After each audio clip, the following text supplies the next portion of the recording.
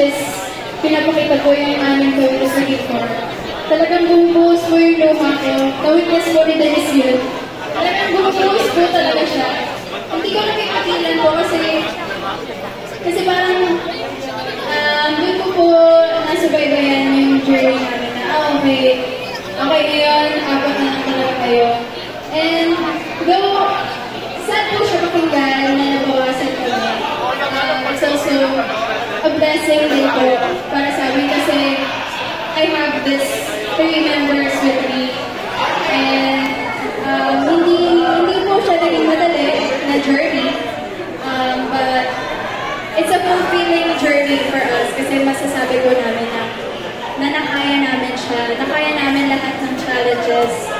And sobrang laking blessing po na malalakas po yung members ko kasi ako po, pinanghihinaan po ako ng loob. Pero pag nakikita ko po sila positive, malakas, parang nahihila po nila yung energy ko. So, ayun, masaya dahil may panibago po kaming EP. Dati nag-aantay lang po kami, okay, single release, ganyan. Pero ngayon po binayayaan kami na hindi lang isang kanta, kundi it's a whole EP, it's a brand new opportunity for us. That's why we're very, very thankful to the management for this opportunity. And to God for giving us the talent po na mas ma-improve pa namin. Yun lang po. Thank you. Anyone? Meron pang gusto sumagot? Okay na. Okay. Sige. Po yun, syempre po, sa mga ideas din po, nag-research po kami kung ano yung mga magagandang theme, ano yung magagandang tunog, kanta, and siguro po, pati na rin po sa mindset namin kasi mas kailangan pa po namin tatagal yung sarili namin kasi alam namin na mapapagod kami na gawin tong comeback na to. And thankful din naman po na nairaas po namin lahat. Kahit po nagkasakit yung iba sa amin during this comeback na EP album, nairaas po lahat and naging maganda naman po yung result dito. Saka, ginawa po namin sa EP na to is talagang iba-iba yung songs.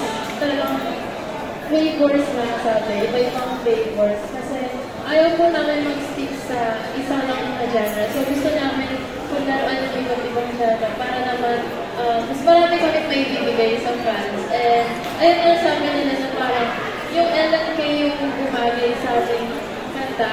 So gusto din namin dagdagan pa yun ng R&B. Pero hindi lang doon mag-stop yung paggawa namin ng kanta. I mean, ng genre. So try po kami ng iba't-iba.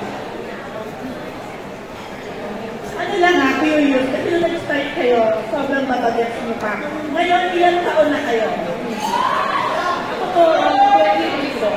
Okay, so 24. Ako po, 21. 23 po. Enjoy na, mga 20. Okay, are you okay dyan? Okay. Second question ko, ano yung feeling na ganun yung inyong fans? And ano yung mga natatanggap yung feedback from the K-pop community?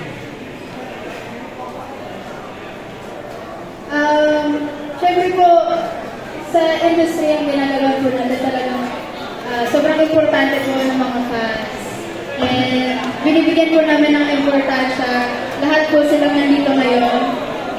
Shoutout sa all the enlistas.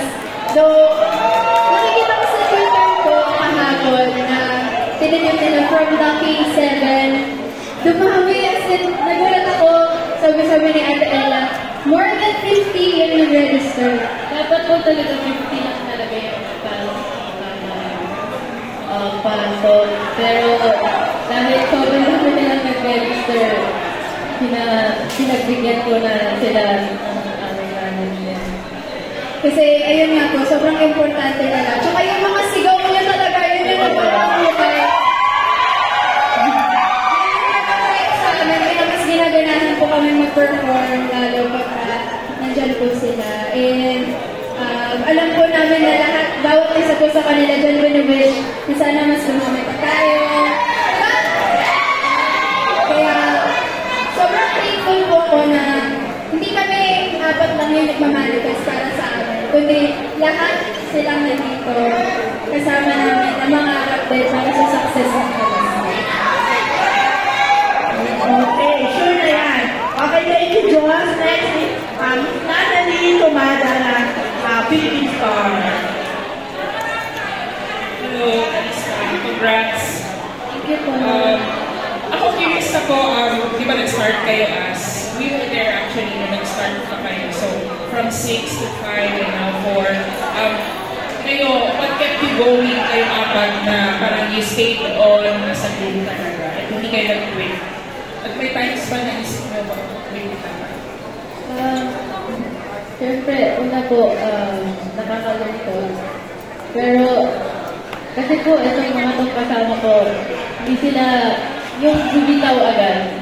Gusto namin ipagpatuloy ko kahit na walat kami or nabawasan kami. Kasi, wala parang ito po talaga yung gusto namin sa presentation namin.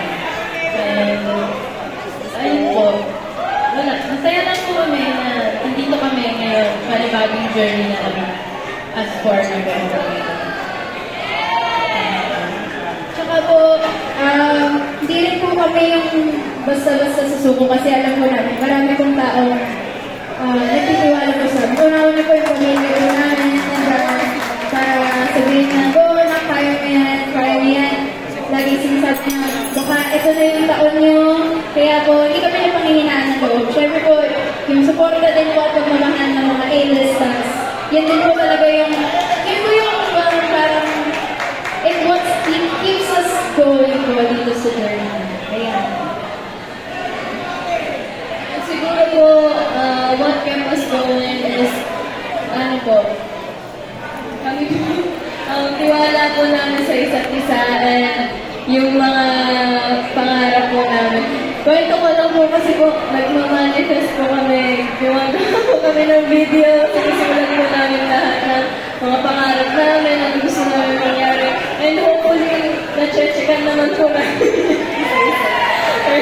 So, thank you rin guys sa support niyo. Kung wala kayo, wala kami din.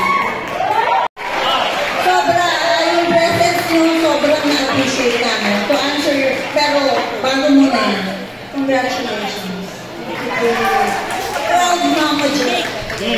Lagi naman. To answer your question po, for Bongga Katay, we acquired the song third quarter of 2024. Pag gumagawa ko ng EP, nagkukumpile tayo ng kanta, mga kanta. Hindi namin, alam namin may timeline na January. Ang nangyari kasi, December, may nagparating sa akin na may gumamit din ng kanta. Yung Bongga Katay is a non-exclusive deal, meaning, pwede talaga may mag-record. Pwede, but hindi dapat pareho. Pwede solo male, solo female. But hindi pwedeng hip-hop group din. Sana. So I called the attention of the publishing house. Nag-sorry naman sila. Pero syempre, ang nasabi lang nila na wala sa isip nila na nagamit ka ng ginamit ng kalista. Pero wala na yun nandiyan na, nagawa na. It's not our main track. It's one of the tracks. Sa akin lang, I felt bad because ang napakadaming OPM songs sa catalog na napakadaming magaganda. Pero ba't kami nagsisiksikan sa Bongga Katay? But then again, andyan na-record na pareho at the end of the day, kayo na po ang mahusga. And sa akin lang, we wish na sana lang wag na maulit yan. Hindi naman pera lang lagi. Sana protectan nyo rin yung talents at saka yung management. Wala po kaming galit. We welcome everybody. Maraming salamat. And first of all. So, okay na doon?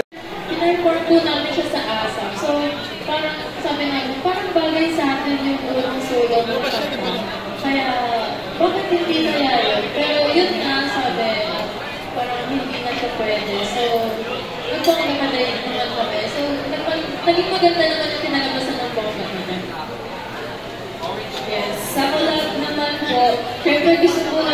collab lahat po ng K-pop artists kasi lahat po sila mga galing and sa para sa akin po and sa atin, syempre po may mga nilulog up SB19, Dini, gusto na yung mga collab actually. Yung naman, pwede rin naman. Balay mo may ma-revive ulit tayong songs. Yes. Or balay mo lahat Ng ng K-pop mag-collab. lahat na lang po. Diba? Tingnan natin baka ngayong 2025,